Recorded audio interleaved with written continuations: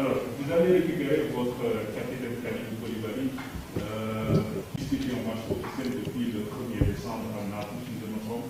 Alors, dans quel état d'esprit il est? Dans quel état de forme? Effectivement, vous avez raison, ça faisait pratiquement un mois qu'il n'avait pas compéti.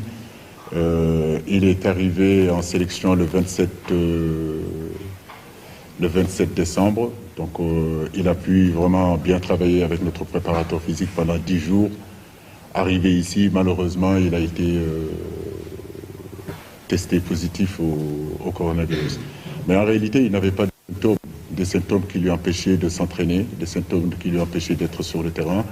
La seule différence, c'est qu'il ne pouvait pas être avec le groupe de performance. Mais je crois que son niveau athlétique est plutôt intéressant. On en a parlé avec le préparateur physique. Je pense qu'il pourra être apte pour ce match de demain. Oui, allez-y. Oui. Oui.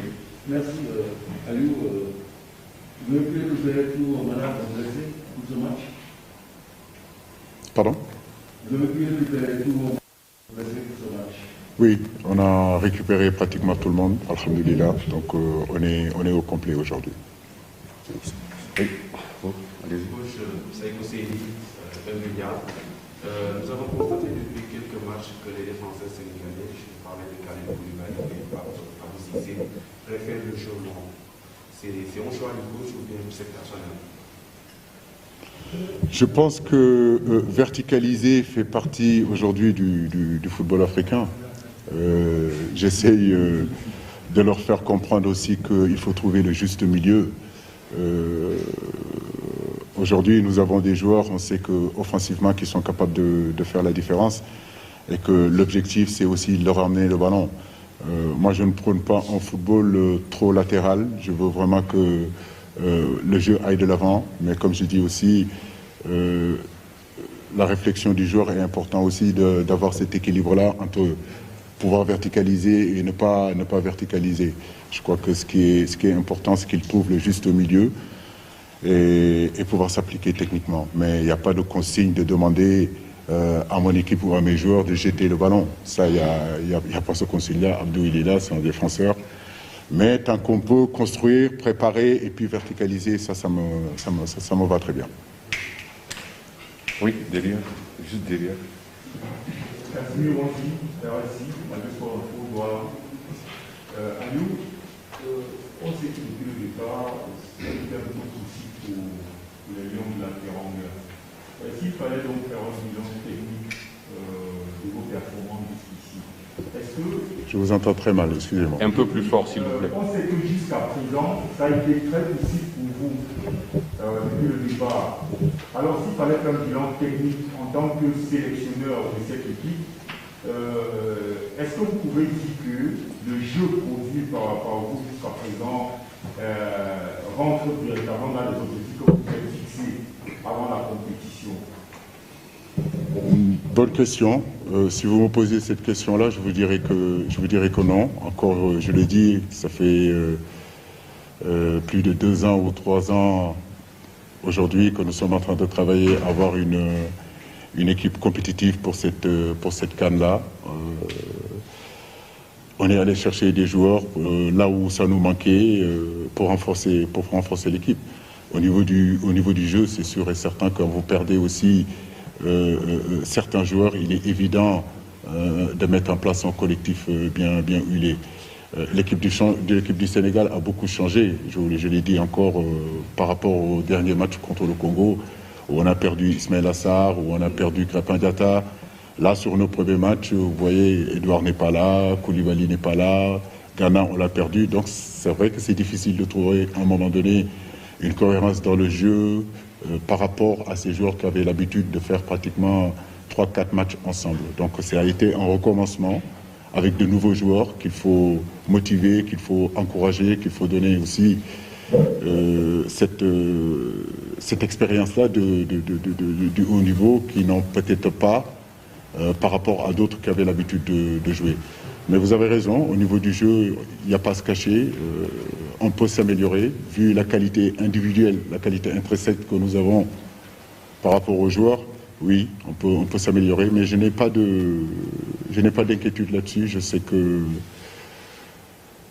on s'améliorera. Il y a un souci sur ça. Par ici. Oui, vas-y. Oui, vas-y. Bonjour, Mamoud pour Abdou. Moi, en tant que défenseur, à quel point les retours d'Edouard et de Kalidou vont vous aider, vous rassurer en défense et aider justement à ce que l'équipe monte encore d'un cran? J'aurais pu faire la langue de bois, pardon. Mais pour être totalement honnête, j'étais totalement confiant avec la défense qu'on avait dans les premiers matchs. Et ça s'est bien passé en défense, on a pris 0 but.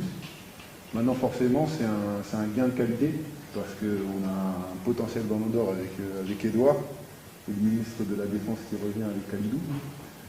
Donc j'en suis très très content. Je suis très très content de ce qui a été fait défensivement avec ceux qui ont été là, et il faut féliciter ça.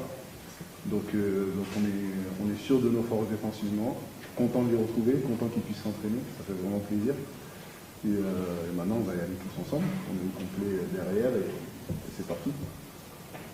Vous pouvez arrêter maintenant, s'il vous plaît, le photographe, s'il te plaît. Merci. Oui, vas-y.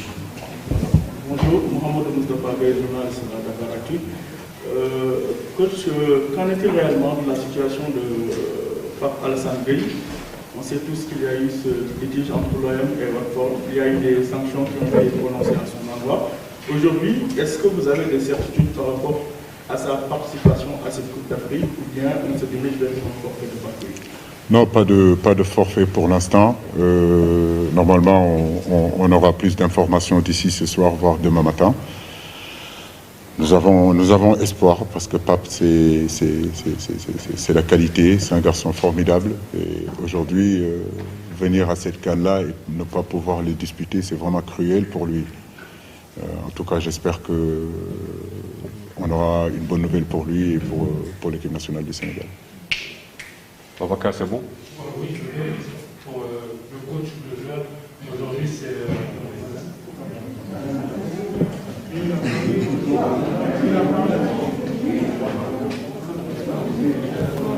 C'est quoi? On se calme, on se calme. On se calme, s'il vous plaît. S'il vous plaît, on se calme.